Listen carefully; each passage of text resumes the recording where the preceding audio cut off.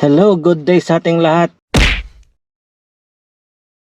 Si June nga pala, mekaniko dito sa Australia. Ayan, shout out po kay Jer Kakayo rin, isa sa subscriber natin, na isa sa nag-email sa akin about sa Vitasys, no? Ayun nga, gawa natin ng maikli na video tong request ni Sir Jer. Sabi niya dito ay, Sir, pahingin naman ng tips or mga tanong nila about sa skills assessment. So, gawin lang natin ng yung sa tips na lang para di tayo tatagal. Sinend ko naman din sa kanya yung reviewer. Okay. So, ito yung mga tips base na rin to sa experience ko tsaka sa mga kakilala ko dito na pumasa din sa skills assessment.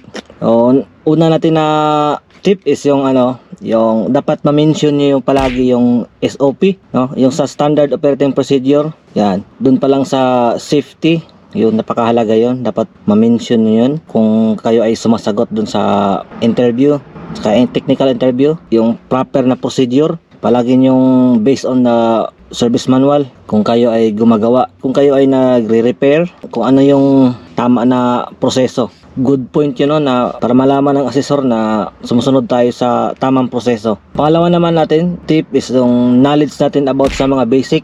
Example, yung sa how to test the battery, firing order, differentiate the gasoline engine and diesel engine, mga ganyan. Saka siguradong lalabas yan, yung mga tanong na yan. Pangatlo natin is yung direct to the point yung mga sagot natin. Huwag tayong paligoy-ligoy. Gusto nila na mabilis, no, para mabilis din matapos. Kadalasan sa mga nagtatagal, aabot doon ng 2 oras din sa Vitasys. Example doon sa how to test a battery, no? Kung good condition ba yung battery, tatanong sa'yo. Huwag mo nang i-mention lahat ng lahat ng mga test ng battery. So direct to the point tayo kung ano yung usual na ginagawa talaga is, di ba, gagamit naman tayo ng yung battery tester. Example, yung Medtronic sa amin ginagamit namin. So yun, sasabihin mo lang na I'm using the battery tester or Medtronic or analyzer. Okay na sa kanila yun. Huwag mo nang sabihin na ito yung sa gamit ng ganito, blah blah blah, etc. Direct to the point tayo. Yun yung gusto nila. Unless kung magtanong sila ng paano kung walang yung itong analyzer na to, anong gagawin mo? So yun na yun. Yun na yung time na sasagutin mo yun. Kung walang analyzer, yun, papasok na yung yung sa kukunin mo ng specific gravity gamit yung hydrometer, no? Mga ganyan. So direct to the point tayo. Pang-apat naman yung dapat kalma lang tayo, yung calmness natin saka yung confident. Ito naman ma-achieve naman natin to kung talagang preparado tayo, talagang marami kang baon, yun. Confident ka nun sa pagsagot mo, saka kalma ka lang kasi parang relax kasi syempre, iba yung yung marami kang baon yung higpit ng ng training mo, yung pag-aaral mo na para kang papasok sa digmaan, no?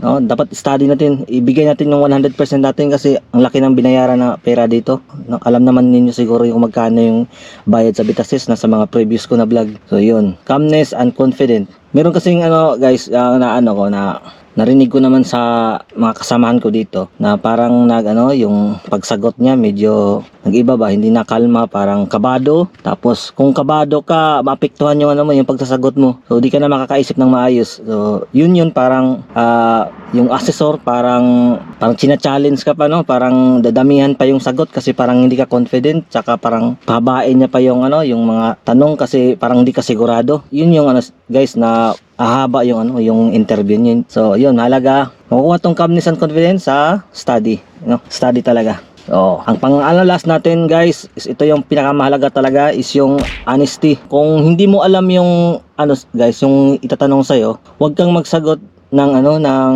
parang parang hula-hula na lang para lang makasagot ka. Kasi yun yung time guys na mahanapan ka ng butas na parang magtatanong pa yung assessor sa'yo. So hahaba.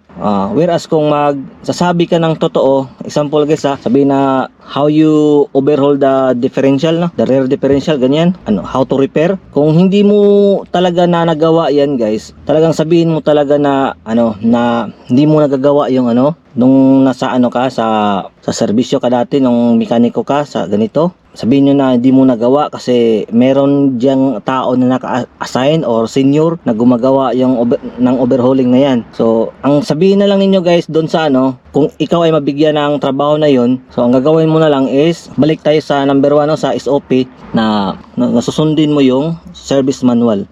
pupunta ka dun sa or tatanong ka sa visor or service manual. Yan yung dalawa guys na technique guys kung hindi ka sigurado sa tanong ng asesor. Honesty, yung totoo, sasabihin mo na di mo nagawa yon, at kuha ka ng service manual, no? Kung kasi andun yung procedure na tamang procedure, guide mo, at tatawag ka ng supervisor. So yun lang guys yung yung 5 na tip ko. Kung meron ditong mga galing din sa beta test na pumasa at meron ding mga advice na madagdag, so comment no lang comment section para mabasa ng mga mag-a-assist pa lang para matulungan natin sila. So yun lang guys, salamat sa mga palaging sumusuporta sa channel ko. So 2.93,000 na tayo, sana madagdagan pa. So yun lang guys, maraming salamat sa panonood at sana ay nakakatulong tong tips ko. Good luck sa inyong application guys, good luck sa inyong assessment. Bye bye.